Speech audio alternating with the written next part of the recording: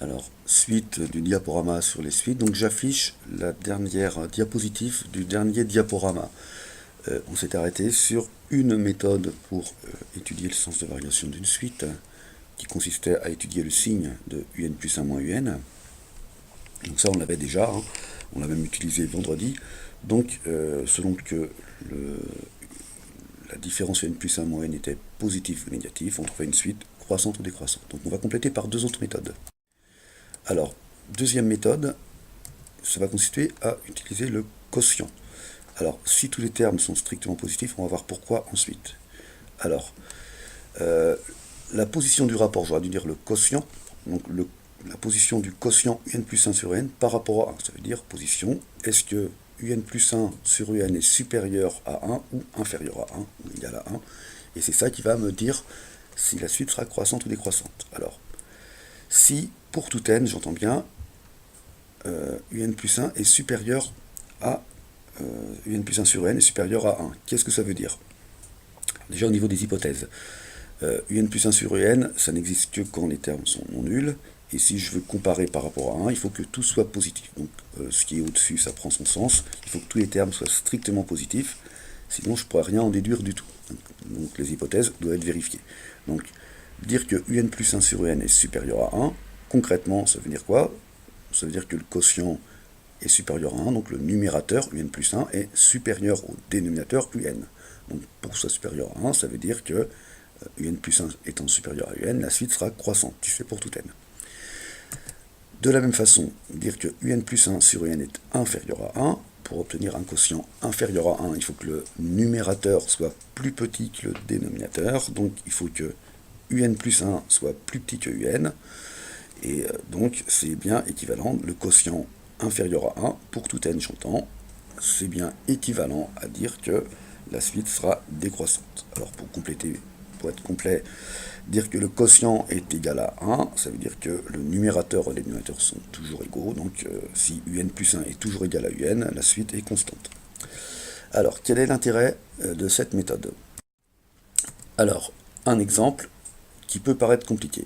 Donc, un, c'est défini par n factoriel sur 2 puissance n. Alors, on va peut-être définir ce qu'on appelle n factoriel par définition. Vous l'avez sur votre calculatrice, mais c'est le produit des n premiers entiers non nuls, 1 fois 2 fois 3 jusqu'à n. Un exemple pour être plus parlant, 5 factoriel, c'est 1 fois 2 fois 3 fois 4 fois 5, on va jusqu'à 5. On fait le calcul, ça fait 120. Si je veux calculer 6 factoriel, il faut rajouter un autre facteur, le facteur 6. Donc on va trouver 720, 6 fois plus. Voilà. Bon, voilà pour n factoriel, et on va voir ensuite pourquoi j'ai choisi cet exemple qui paraît farfelu. Un plus 1 sur un. Donc au numérateur un plus 1, donc dans la formule je remplace n par n plus 1. Au dénominateur un, donc divisé par une fraction, c'est multiplié par l'inverse. Ensuite, je vais regrouper toutes les puissances de 2 ensemble, toutes les factorielles ensemble, pour que ce soit plus facile à simplifier. Donc la première fraction avant le produit, c'est 2 puissance n sur 2 puissance n plus 1. J'ai simplifié par 2 puissance n, j'ai trouvé 1,5. Alors la deuxième fraction, n plus 1 factoriel sur n factoriel, là j'ai besoin de réfléchir un petit peu plus. Alors, si je prends la définition, n plus 1 factoriel, c'est le produit de tous les nombres jusqu'à n plus 1, donc ça passe par n et je rajoute n plus 1. N factoriel, c'est tous les produits de tous les nombres jusqu'à n. On voit facilement qu'on va simplifier tous les premiers facteurs de 1 jusqu'à n, donc il va rester n plus 1. Donc là, dans ma fraction qui est juste au-dessus du cadre vert, j'ai retrouvé 1 demi fois n plus 1, donc on trouve n plus 1 sur 2. Voilà. Alors maintenant, la question, c'est quand est-ce que c'est supérieur à 1, quand est-ce que c'est inférieur à 1. Donc là, n plus 1 sur 2, très facile de voir que pour que ce soit supérieur à 1, strictement supérieur à 1, il suffit de prendre n strictement supérieur à 1, donc il suffit de prendre n supérieur ou égal à 2. Donc si n est supérieur ou égal à 2, n plus 1 sur 2 est supérieur ou égal à 3,5, donc strictement supérieur à 1. Donc le quotient un plus 1 sur un est bien strictement supérieur à 1. Donc la suite est croissante, comme c'est vrai à partir du rang 2, pour n supérieur ou égal à 2, donc on formule en disant que c'est croissant à partir du rang 2. petite remarque quand même sur le choix de cette méthode. Qu'est-ce qui, dans mon cas, m'a permis de simplifier et pourquoi j'ai choisi cette méthode? On remarque que l'expression que j'ai choisie, le fait de passer au quotient un plus 1 sur un, il y a beaucoup de choses qui se simplifiaient. N factoriel, c'est un produit de beaucoup de facteurs. 2 puissance n, par définition, c'est un produit de beaucoup de facteurs.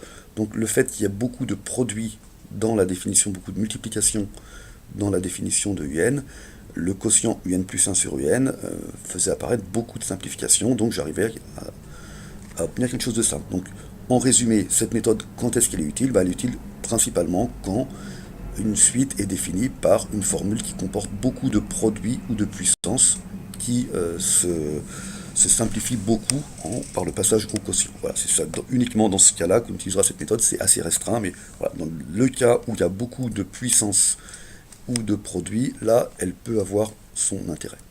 Voilà. Alors, pour compléter, une troisième méthode qui est plus simple et plus naturelle, c'est le cas des formes explicites. Alors, quand une suite est définie par une forme explicite, donc f de n, donc pour reprendre ce que disait Daël ce matin, donc c'est quand il n'y a que des n, attention, si un est égal à, s'il y a un mélange de n et de un, c'est pas une forme explicite. Forme explicite, c'est quand il n'y a que des n, quand on peut se ramener à une étude de fonction. C'est d'ailleurs ce qu'on va faire ici. Donc, si la fonction est croissante, alors la suite est croissante. On va le démontrer, c'est évident, mais on va le démontrer quand même. Même chose, si elle est décroissante, la fonction, la suite est décroissante. Alors attention, la réciproque sera fausse. On va le voir sur un contre-exemple après.